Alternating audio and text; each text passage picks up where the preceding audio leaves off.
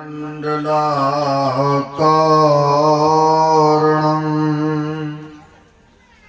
व्याप्तं येन चराचरम्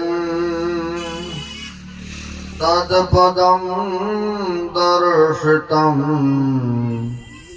येन तस्मै श्री गुरवे नमः।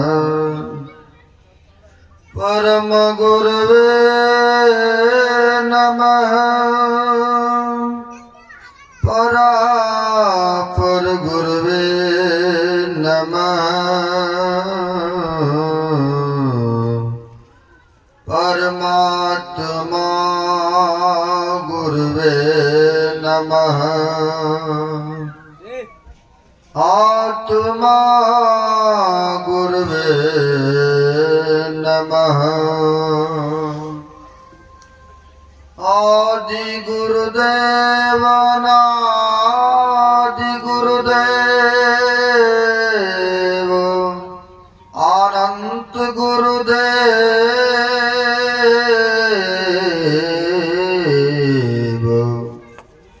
अखिल गुरुदेव शरण गुरुदेव शरण गुरुदेव।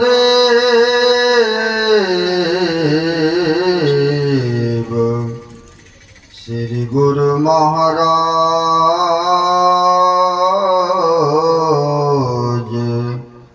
चरणारविंदो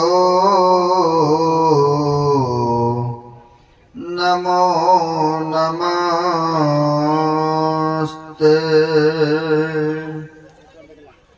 श्री गुरु महाराज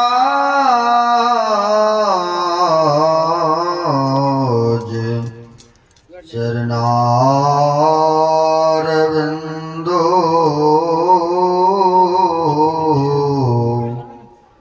नमो नमस्ते।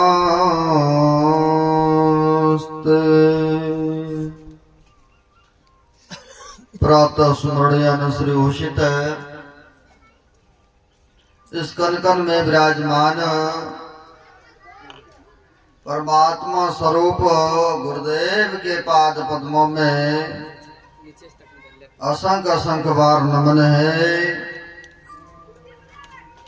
मंचस्थ पूज्य साधु चरण आए हुए सदगुरु के सद्भक्तगण,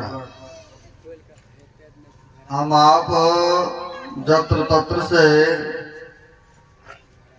इस सत्संग पंडाल में जो मनुष्य शरीर का कर्तव्य है वह कर्म करने हेतु तो यहाँ पर पधारे हुए हैं। अभी हम लोग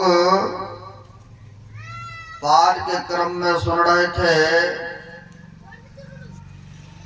गुरुर् ब्रह्मा गुरुर् विष्णु गुरुर् सदाशिवः।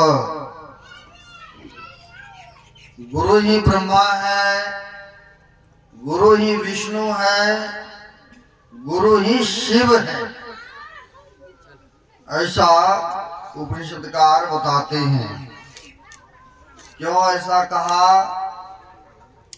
क्योंकि कहते हैं तीन लोग नौखंड में गुरु ते बड़ा न को अकर्ता करे न कर सके, अब गुरु करे सो होय। कहते जो काम तीन लोग में ब्रह्मा विष्णु महेश जो सभी देवी देवताओं से श्रेष्ठ माने जाते हैं, सभी देवताओं में से उच्च देवता माने जाते हैं, तो कहते हैं जो काम उन तीनों से नहीं होने वाला है तो वह काम गुरु करते हैं। तो तीन लोग नौखंड में गुरु ते बड़ा न को अकर्ता करे न कर सके, गुरु करे सो हो। कहते उन तीनों देवताओं से वह काम नहीं होने वाला है जो गुरु कर सकते हैं। क्योंकि वह देवी देवता आपको मोक्ष नहीं दिला सकता है। नहीं, भले आपको धन दौलत या रिद्धि सिद्धि या पुत्र या पुत्रियां दे देवे, लेकिन जन्म मरण के दुखों से नहीं छुड़ा सकते, मोक्ष को प्रदान नहीं कर सकते हैं। क्योंकि जिनको जहां तक पहुंच है वहीं तक तो पहुंचा सकता है ना। है? बंगाल में हो गए रामकृष्ण परमहंस जी महाराज, आप जानते हैं, बड़े उच्च कोटि के महापुरुष हुए। ऐसे वह भक्त थे कि जैसे हम एक दूसरे से बातचीत करते हैं ना,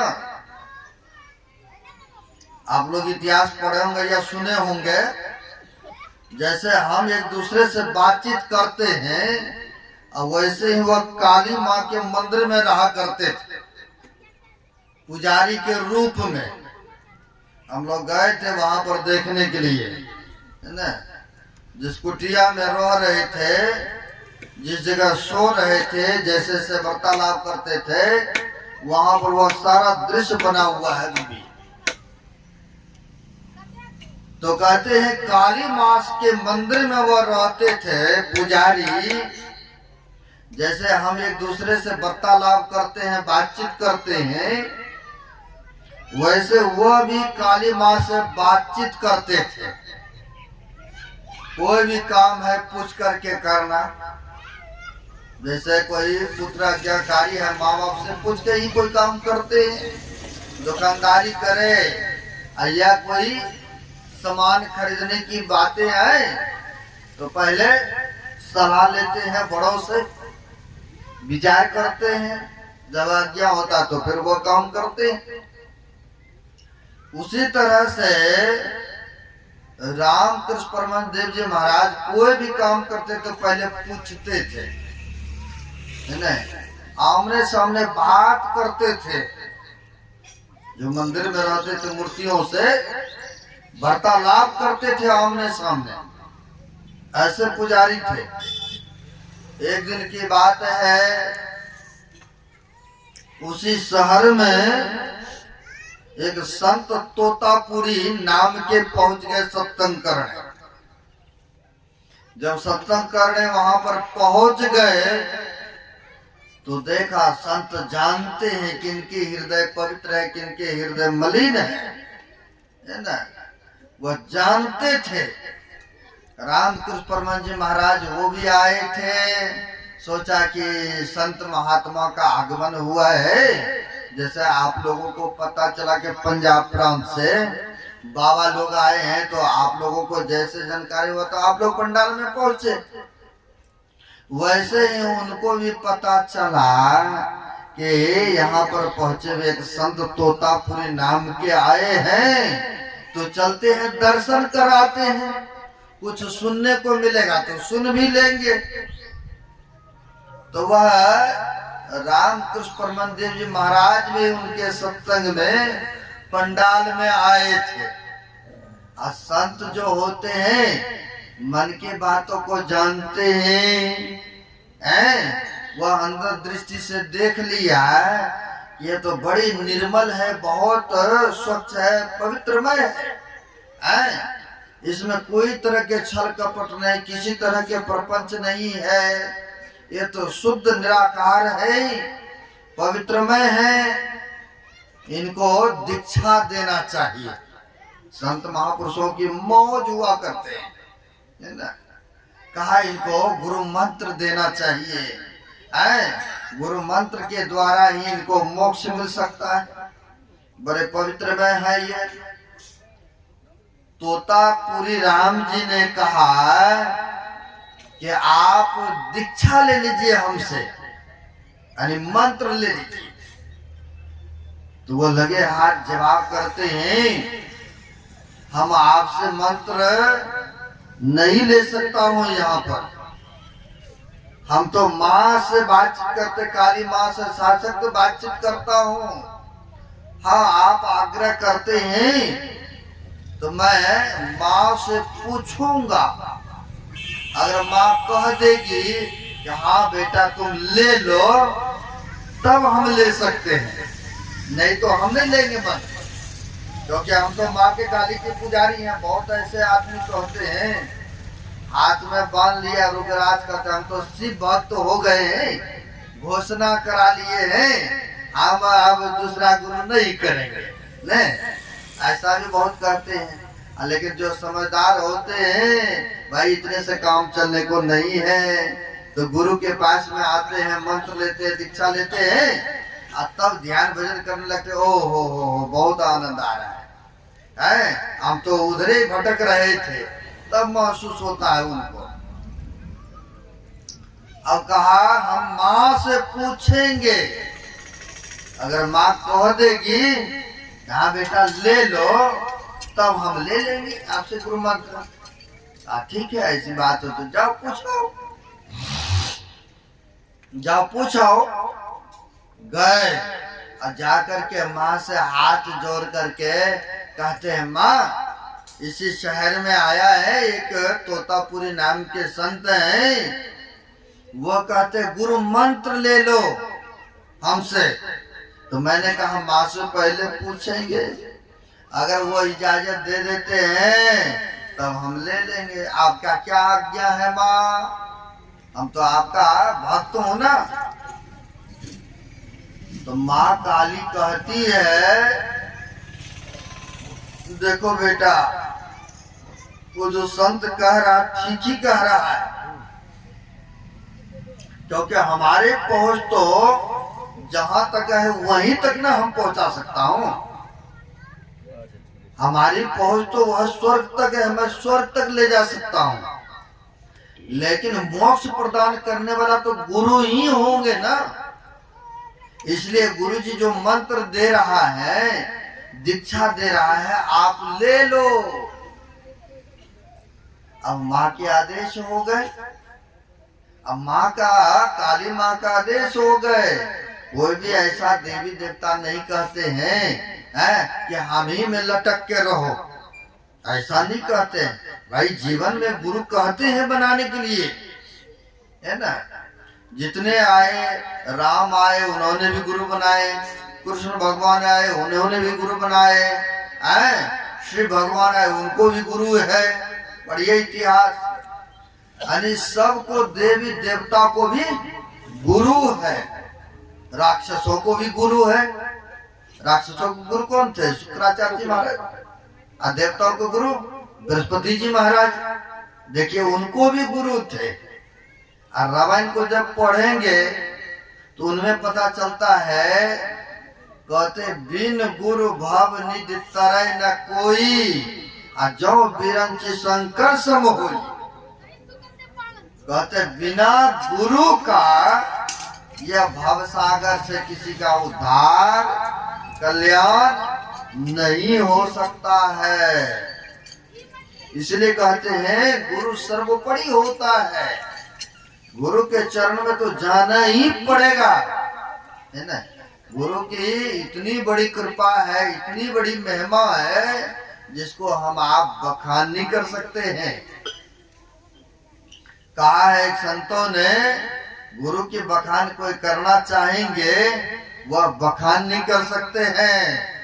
तो उदाहरण में दिया है, सब धरती कागज करो, लेखन सब बन रहा है, 7 समुद्र की मसी करो, तो भी गुरगुन लिखा न जाए।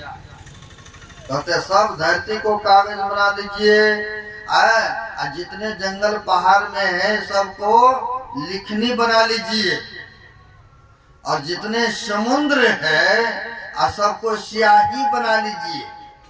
पहले स्याही से लिखते थे, कहते हैं स्याही बना लीजिए। आप फिर भी चाहेंगे कि गुरु का गुण को हम लिख दें, बखान कर दें, तो कहते गुरु गुण लिखा न जाए, वो लिखा नहीं जा सकता है, इतनी बड़ी महिमा है ना। इसलिए कहते हैं गुरु के चरण में आना चाहिए। गुरु ही ब्रह्मा है, गुरु ही विष्णु है, गुरु ही सदाशिव है।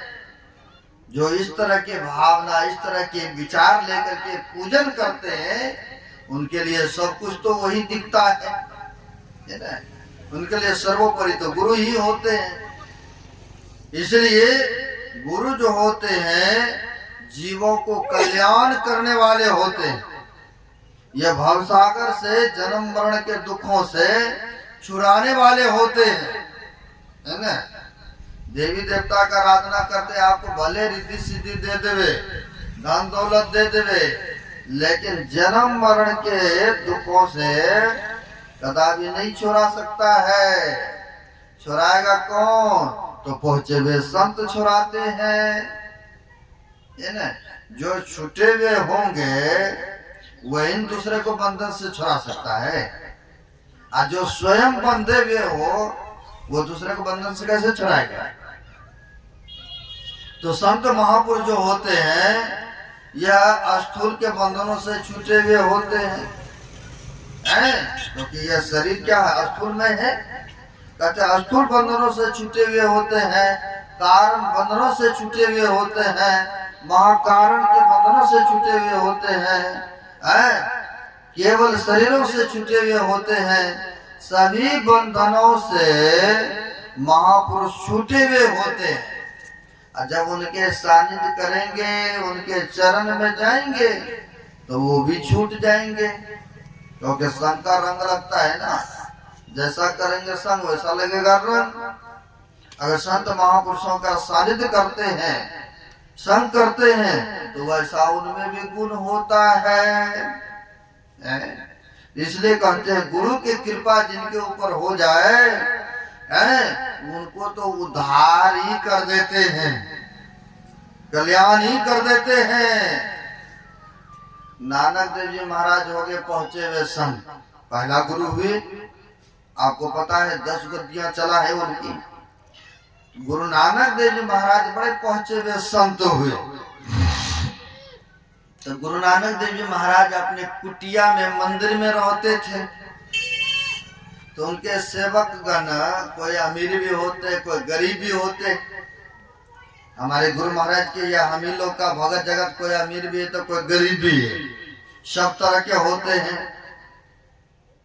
अब उसी तरह से नानक देव जी महाराज जी का एक बड़े गरीब था शिष्य, लेकिन बड़ी श्रद्धा, बड़ी निष्ठा, लेकिन कुछ सेठ भी था उनका सेवक। सेठ जी जो थे गुरु जी की कुटिया में आते थे दर्शन करने, हाजिरी लगाने।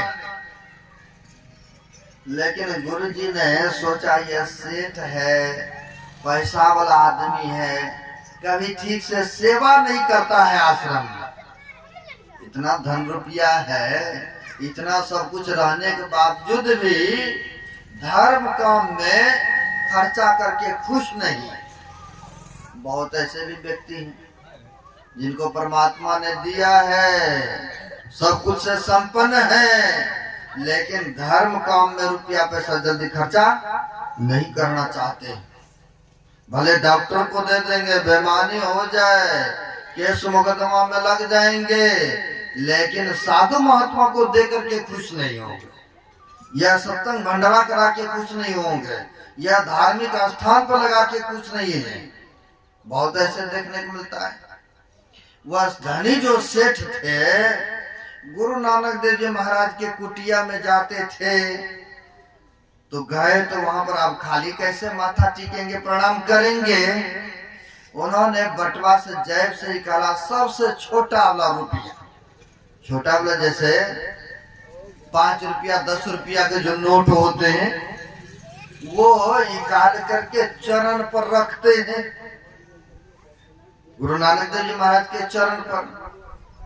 तो संत जो होते अंतर्यामी होते, जान होते हैं।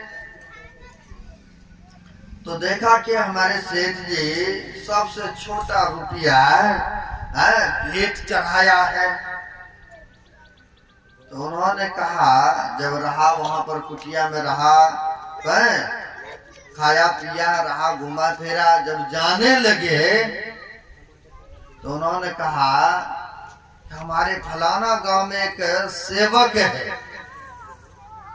जाकर के आप उनसे कह दीजिएगा कि गुरु जी को 500 रुपये का आवश्यकता है और तुम 500 रुपया उनको दे। बोल देना।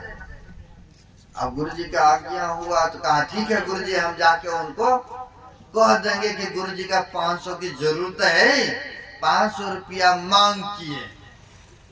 लेकिन सेठ जी को ये नहीं हुआ हमारे जेब में तो है ही है, तो हम ही क्यों न दे दें, वो तो गरीब है, कमाने खाने वाला है, मेहनत मजदूरी करने वाला है, कहाँ से देगा नहीं देगा। लेकिन इनको ये नहीं हुआ कि आखिर गुरु जी तो हमारा भी है तो हम ही दे दे, गुरु जी को जरूरी पड़ा है तब ना मांग किया है। नहीं हुआ। छोटा सा रुपया बटवा निकाल के चरण पर रखे थे। गुरुजी ने कहा उनसे कह दीजिएगा मांग है 500। कहा ठीक है गुरुजी, उसी होके जाएंगे, हम सो कह देंगे। अब गए सेठ जी, जाकर के उनसे कहते हैं जो कि घास निकालते थे खेतों में, और उसी को बेच करके शहरों में अपना जीविका चलाते थे, ऐसे व्यक्ति थे।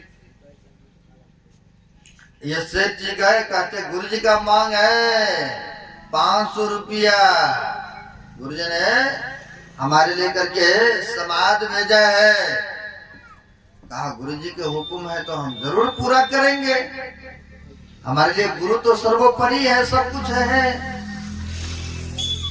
उन्होंने घर में गहने जेवर रखा था जो पुराने जमाने में रखते थे, अभी भी होंगे माई दाई को जो दिए होंगे रखते हैं। सोचा गुरुजी ने मांगा है, रख के क्या करेंगे, गुरुजी की सेवा में लग जाएंगे, तो अच्छी बात है।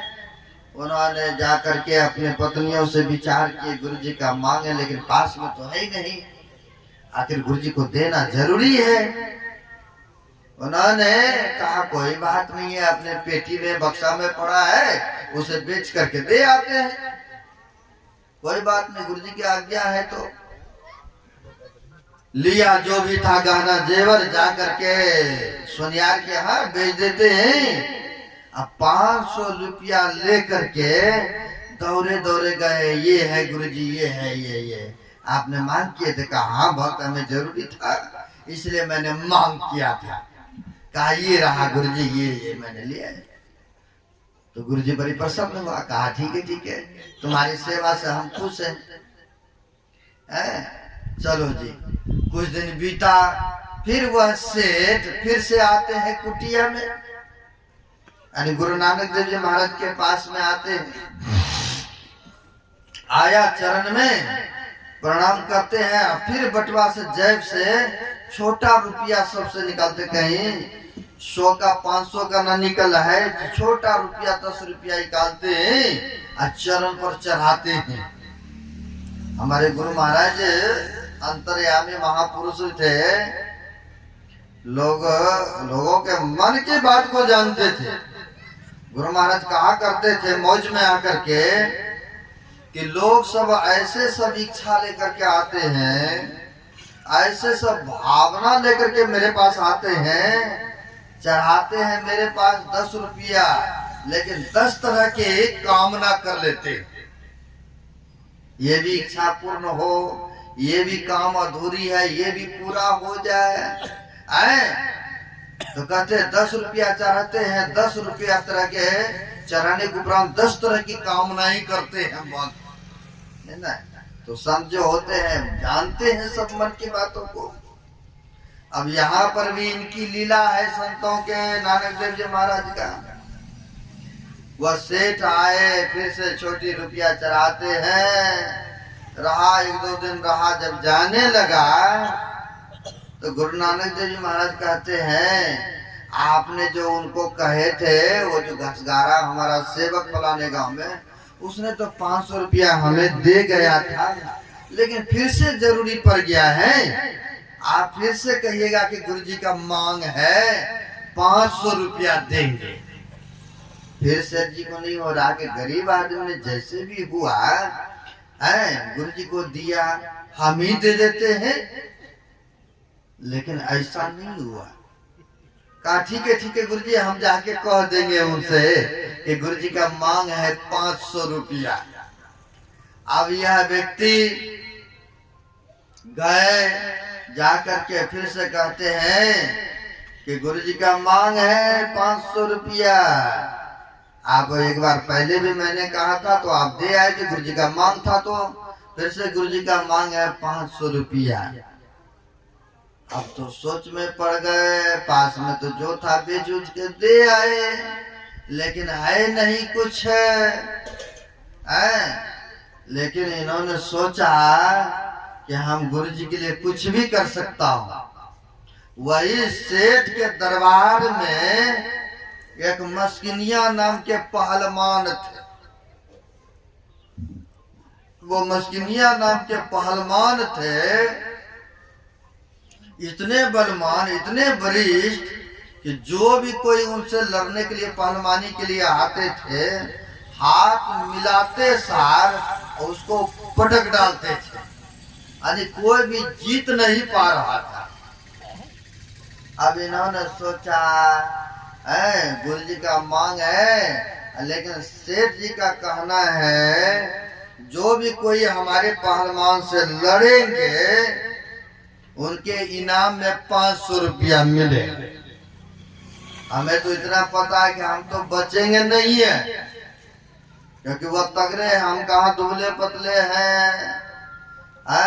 बड़े बड़े मोटे तगड़े पहलवान को तो उसने हड्डी पतली सब तोड़ दिया है। हम तो फिर भी एक मजदूर किसान हैं, गरीब आदमी, उतना दूध दही नहीं खाने को मिला है। अब यह सोचते हैं कुछ भी हो गुरुजी के लिए मैं करने के लिए तैयार हूं। ऐसे भी बहुत सेवक हैं जो कि गुरु के लिए अर्पित समर्पित हो जाते हैं कि गुरुजी जो करे, जैसे रखे, चाहे जिंदा रखे या मार दे। लेकिन संत जो होते हैं, गुरु जो होते हैं, कभी मारने की बात नहीं करते हैं, वो तो जिलाते ही है, कभी अनिष्ट नहीं सोचते हैं, उनके लिए शुभ ही सोचते हैं। जो सच्चे संत होते हैं, जो गुरु होते हैं। अब होता क्या है, वहां पर इन्होंने कहा कि कोई बात नहीं है, जिंदा रहे या मर जाए, घोषणा है कि जो कोई हाथ मिलाएंगे पहलवान से उनको 500 रुपया दिए जाएंगे। तो यह चले गए उसी सेठ के दरबार में। सेठ के दरबार में चले गए और कहा कि हम आपसे, आपके पहलवान से कुश्ती करेंगे, लड़ने के लिए आए हैं। तो सेठ जी ने कहा, अरे तुम्हारे शरीर में तो मांस नहीं है, जान नहीं है, और तुम आ गया है हमारे पहलवान से लड़ने के लिए। तुम्हें मरने के लिए और कोई जगह नहीं दिखा, यहाँ आए हो मरने के लिए हमारे दरबार में। कहा कोई बात नहीं है, शरीर तो छूटेगा ही, लेकिन आपका उद्घोष है कि जो कोई हाथ मिलाएंगे, लड़ेंगे, उनको 500 रुपये दिए जाएंगे इनाम में।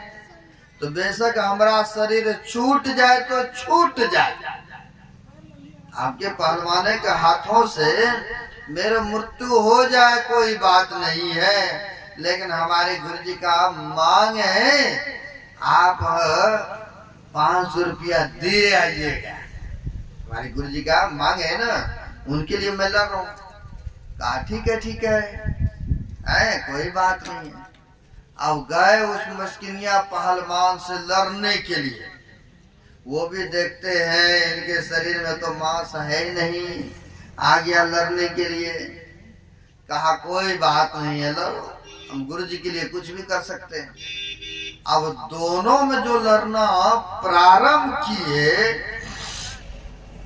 दोनों में जो हाथापाई होने लगे, अब ऐसा हुआ जो घस काटा थे और उसने उठा के उस पहलवान को पटक करके सीने पर चढ़ के दाब दिया। जब सीने पर उठा के पटक के चढ़ गया, दाब दिया, तो सेठ पूछते हैं, अरे तू तो मोटे तगड़े पहलवाने को भी हड्डी पतली सब तोड़ दिया, और ये घस काटा आदमी जिसके शरीर में जान नहीं है, और उससे तुम पराजित हो गया, परास्त हो गया, उससे तुम हार गया, ये कैसे हो गया बताओ।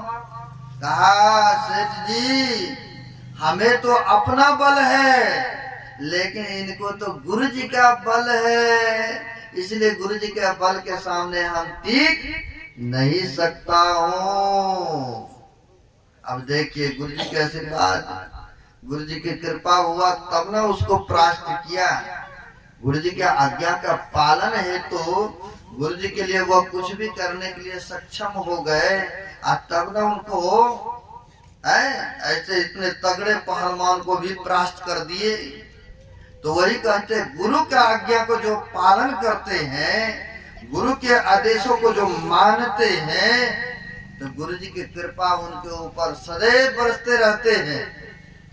कई भक्त गुरु महाराज से कहते थे गुरुदेव हमारे ऊपर दया नहीं है आपकी हो रही है, इतने वर्षों से हम ध्यान भजन सत्संग करता हूँ लेकिन आपका दया नहीं है हमारे ऊपर।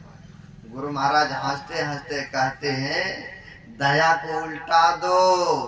अगर इधर से लिखेंगे जाके या के ये दया होता, उधर से जब लिखते हैं या के तो याद। कहा अगर याद करोगे तो दया तो स्वयं होंगे। याद करने में हम लोगों का कमी होता है, उनकी दया तो सदैव बरस रहा है। तो देखते हैं ना हम लोग पानी सब जगह गिरते हैं, बारिश होते हैं, लेकिन टिकता कहाँ है पानी, जहाँ गड्ढा होता है वहीं टिकता है।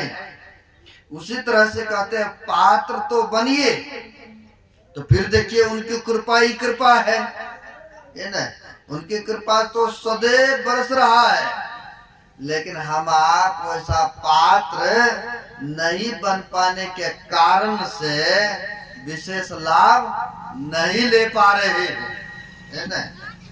इसलिए कहते सदगुरु की महिमा है अनंत, अनंत किया उपकार, लोचन अनंत उघारिया, अनंत दिखावन हर। कहते सदगुरु की महिमा अनंत है जिसका अंत ही नहीं है, उनका महिमा अपरंपार है। लेकिन उसमें ढोकी लगाएंगे, गोता लगाएंगे, और तब ना उसका आनंद भी लेंगे। तो इसलिए कहते हैं जो गुरु से दीक्षा लेकर के ध्यान सुमरण करना प्रारंभ करते हैं, अब पंच पापों को छोड़ के रहते हैं। गुरु महाराज ने क्या बताया, नित्य सत्संगत है, नित्य सत्संग करना, पंच पापों को त्याग करके रहना, त्रैकाल संध्या करना। लेकिन हम लोग कर नहीं पाते हैं, ये ना। संसार में गपशप में समय फजूल में बात करने में लगा देंगे, लेकिन समय पर ध्यान नहीं करेंगे, और नहीं सत्संग में समय दे पाते हैं। और फिर कहते हैं कि विशेष कृपा हो गुरु महाराज का है। तो यहाँ पर कहते हैं गुरुदेव के वाणी में बिना गुरु की कृपा पाए नहीं जीवन उद्धारा है ना।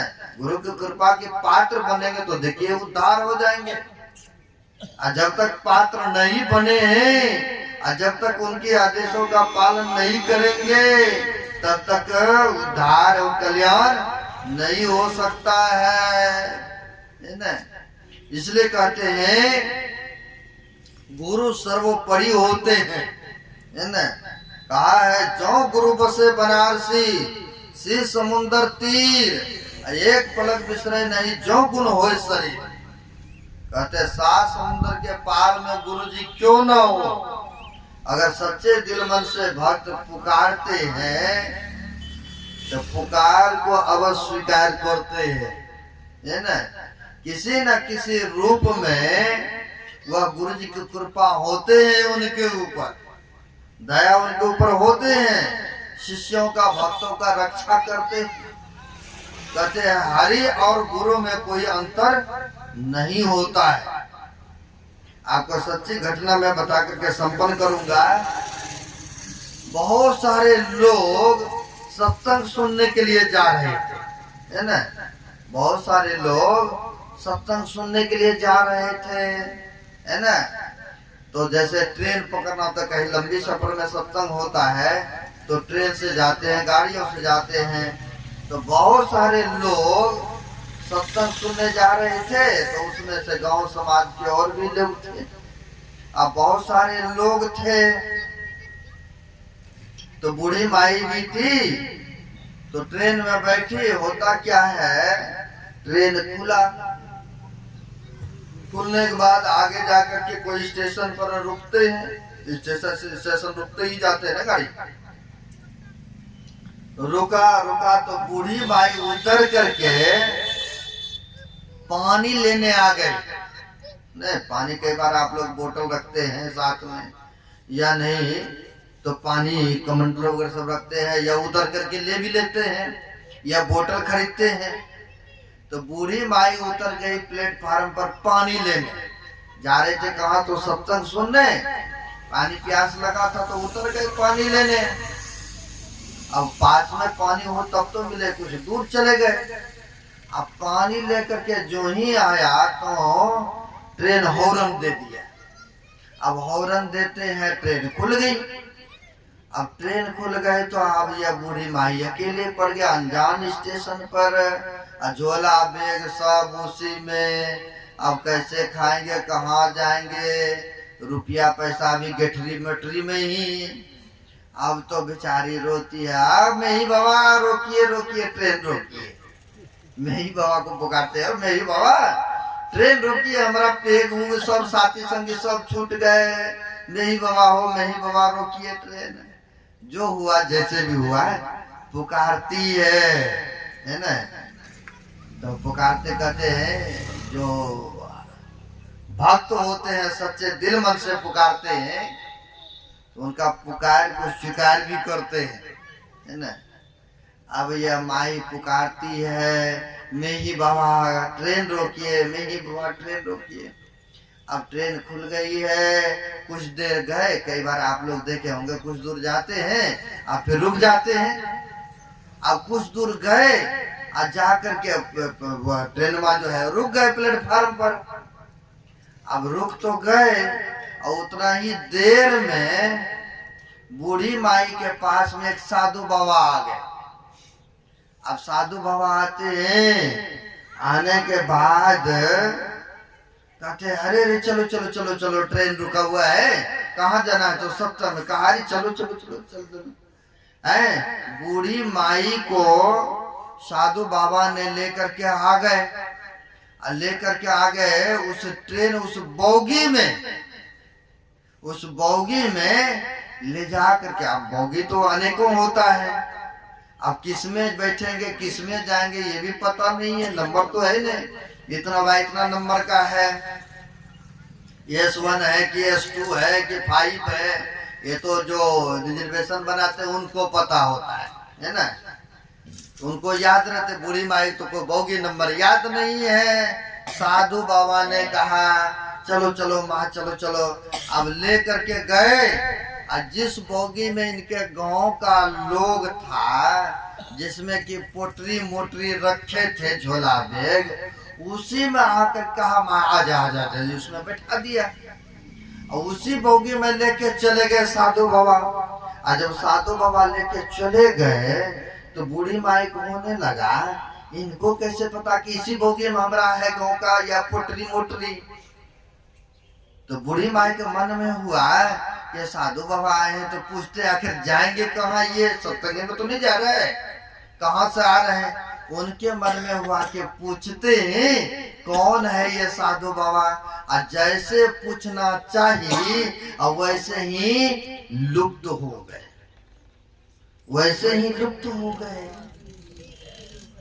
अब इनको हुआ कि कोई दूसरा नहीं था। कौन था, तो हमारे गुरु महाराज थे, वही हमें इस बोगी में ले आए, हमारी पुटरियों के पास, हमारे गांव के लोगों के पास में, है ना। अब देखिए भक्तों का पुकार को स्वीकार करते हैं कि नहीं है? तो कहते हैं, दास दुखी तो हरि दुखी, आदि अंत हो काल, अब पलक एक में प्रगट हो, अब पल हूं करे निहार। अगर किसी गुरु का भक्त दास दुखी है तो कहते पलक एक में प्रकट हो करके और उनको निहाल भी कर देते। निहाल किए थे ना, विष्णु भगवान के भक्त थे, भक्त प्रहलाद आपके समक्ष में ही देखने को मिलता है। धरारा में जो बना हुआ है भक्त प्रहलाद का चिन्ह, अधगाड़ियां बनी हुई है, बड़ी व्याकुल से कितना कष्ट हिरण्याकश्यप ने दिया था भक्त प्रहलाद को। कहते थे कि मैं ही हूँ जो हूँ, लेकिन भक्त प्रहलाद को था कि कोई और ईश्वर है, परमात्मा है। तो एक दिन पूछा था ना, कहाँ है तुम्हारा भगवान? का हम में, तुम में, खड़कम में है? तो देखिए प्रकट हुआ था ना, तो वही कहते हैं दास दुखी तो हरि दुखी, आदि अंतिम काल, अब पलक एक में प्रकट हो, अब पल हूँ करे निहाल। पलक एक में प्रकट हो करके वह निहाल कर देते हैं। कब? जब संत महापुरुषों को दिल से मानेंगे, उनके कथनों अनुसार चलेंगे तब न। इसलिए महापुरुषों ने हम लोगों को नित्य प्रति ध्यान करने की प्रक्रिया बताए हैं, नित्य प्रति सत्संग करने के लिए बताए हैं, झूठ चोरी नशा हिंसा व्यभिचार से परिचित रहने के लिए बताए हैं। तब जो थोड़ा थोड़ा भी ध्यान सत्संग करेंगे, गुरु का आदेश का पालन करते रहेंगे, तो गुरु की कृपा सदैव भक्तों के ऊपर बरसते हैं। ज्यादा नहीं भरूंगा क्योंकि 10:05 होने को जा रहा है। अब विशेष करके अपराह्न कालीन आप लोग सुनेंगे। ढेर